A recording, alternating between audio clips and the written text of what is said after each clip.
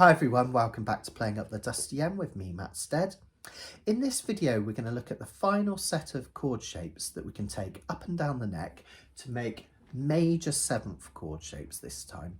Now you might think there's lots of other chord types that we haven't covered during this series, but there are so many chord variations. If we cover them all as different shapes up and down the neck, this series would be like hundreds of videos long. But this is one of the last really common chord types that we need to learn to take up and down the fretboard. Major seventh chords have a kind of almost like a wistful quality, very sophisticated and graceful sounding. Normal major chords such as a C major feel quite grounded and almost quite normal, like your primary colours. Major 7, C major 7, slightly more almost like a floating quality, a bit more wistful. Really lovely colourful chord type to put into your music. They're used a lot in jazz music, but they're also used in loads of pop music. The Beatles, a lot of their songs are chock full of these major seventh chords, so they're really, really worth learning.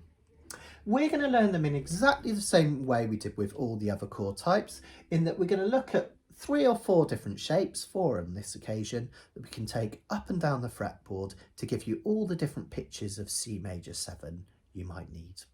And with that in mind, let's take a look at the first one. So first of all, we're going to look at something called the C major 7th shape, and that just means it's based on a C major 7 open chord, which is this one here. So the chords in blue are your open chords, which we're going to then move up and down the fretboard.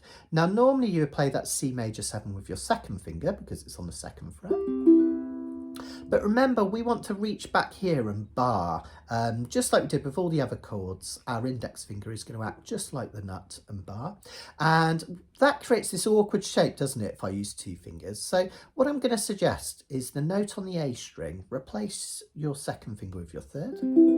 Then you can place your index finger just behind the bar so it's ready to form the movable chord. And just in the same principle with all the others, if we know this is C major 7, we know if we move it up, we go through the chromatic scale. So C sharp major 7, D major 7, D sharp major 7, E major 7. Then if we get right up here to say the 5th and 7th fret, we have an F major 7, really lovely chord. And that's shown here as the green dots. So you can see how we've taken this C major 7th shape. Imagine that nut acting just like my bar. And we've taken it up here to the 5th and 7th fret to give it an F major 7. I've put a box around the root note of the chord, but I don't want you to overly stress that, but some people find it useful. The root note of a C major 7 is on the C string, so that gives it a C. And when we play that chord up at the 5th fret, that root note is an F, so it gives you an F major 7. But really, I just want you to get used to the shape, learning it in a couple of places and take it up and down to create the others. Let's have a look at some other ones. This next one is a little bit tricky. This is my least favourite of the major 7th shapes. And this kind of shows something cool, really. If you learn lots of different options of how to play these chords, not only will it mean that you can play all different pitches, but it gives you options. So if you come across this shape, major 7th chord, and you find it really tricky, more often than not, you can substitute it for one of the others and it will work. So let's have a look at this one. Imagine you're playing an F chord. Then we take our 3rd finger and place it on the 3rd fret of the A string. Okay. Then our little finger comes up to the 4th fret of the E string. So can you see that shape? It's a really stretchy shape, isn't it? There's our F shape, 3rd fret of the A string. Okay, 4th fret of the E string. Lovely wistful sounding chord. As I say, quite a tricky one. That will take some practice to get your fingers used to it. But if I move it up again, that will give me an F sharp major 7. Again, would give me a G major 7. And where have I gone up to here? Right up to the 5th fret. So we get an A major 7. And this time the root is on the E string, which in that case of the A makes that an A major 7. In the F shape, it's an F note there, so that makes that an F major 7. So we can move those up and down to give us an F major 7. Now notice you've got lots of options here. This C shape is really nice for C through to about F down this part of the fretboard. This one's nice for about F through to A. And then this one is nice for about A through to D, so it gives you lots of options. Let's have a look at the A major 7 movable shape. This one's quite simple. It's 2 fingers on the 1st fret of the G and the C string. Isn't that lovely? Again, a really lovely, wistful, unusual sounding chord, that one. That's your A major 7 shape. Now again, with all the others, our index finger is having to act as the nut. So we tend to play the notes on the G and the C string with our 2nd and 3rd fingers. So you can imagine that's an A major 7th shape. Can you see it behind me? So if I was to take those 2 up to the 2nd fret and bar the 1st fret, A sharp major 7, B major 7, C major 7, and so on and so forth. When I get right up to the 5th fret, okay, I have a D major 7. Quite often people will play it with their fingers this way around, your 2nd finger on the C string and your 3rd finger on the G string. I'll show you why. There's a little trick involved with that in a minute. But just know there's a movable shape. You can take it up and down to give you all the major 7th chords between A and D. And of course you could keep going up the fretboard as far as you can play that cleanly. Last one. A G major 7th shape. All that means is it's based off a G major 7 chord, and a G major 7 chord open is just barring the bottom 3 strings of the 2nd fret. Okay, G major 7. Lovely sounding chord. Okay, now again, our index finger is going to have to act as the bar, so we need to find a way to play these notes here whilst cleanly barring here, and the easiest way to do that is to substitute your index finger for your 3rd finger. Okay, now notice when I go to bar this chord and move it up and down, we have 3 strings covered here, the C, the E and the A string. So I don't really have to press very hard, and I don't have to cover all the strings here. I'm only really need to cover the G string, see? So when you move that up, don't throttle your uke and squeeze really hard with this finger. You only really need to press down on that G string. So if we knew that was a G major 7, we move it up, we have a G sharp major 7, up again, we have an A major 7, up again, A sharp major 7, B major 7, and then if we get right up to the 5th and 7th, a C major 7.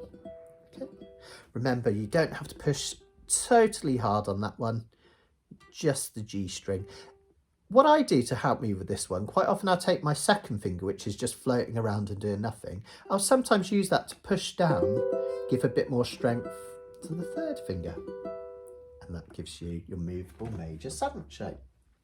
So what I'd like to do is practice those all over the fretboard and see if you can find the best shape for the best pitch chord. Sometimes for certain pitches of chords, certain shapes work better than others. For instance, this shape here, if I want to play a C major 7th shape, it's not bad, it works well. I can play a C major 7 there. But say I wanted to go up to an F major 7, I'd then have to go to C sharp, D, D sharp, E, F major 7 right up there. It's really uncomfortable and it's really hard to get my fingers in the frets. So if I wanted to play an F major 7, I probably wouldn't use this shape. I'd probably use this one, or I'd use this one and take it up to an F. So you kind of experiment to see which work with you. And remember, the most common use in terms of jazz music for this is the final chord in a 2-5-1 progression which we looked at earlier. So when we did Autumn Leaves, we had a minor 7, a 9th, and then a major 7. And we finished it with this shape here. Okay. Only when we did it in B flat, so we finished it there. Another common way of doing it is an open 2-5-1, which is D minor 7, G7, C major 7. Okay, and there's your C major 7 shape there. So something else that's cool with two of these shapes, it works with all of them, but you can see it really clear with these two. The relationship between a major chord, a normal major chord, which is made of 1, 3 and 5, okay, so the first, the third and the fifth note of a scale.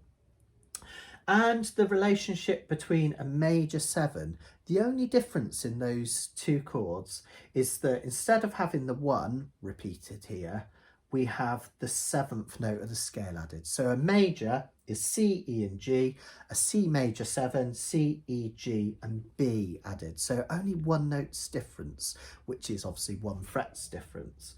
And a dominant 7, just a normal 7th, so not a major 7, just a normal 7th, a dominant 7th, is that 7th note flatted. So a dominant C7, just known as a normal C7, is C, E, G and B flat.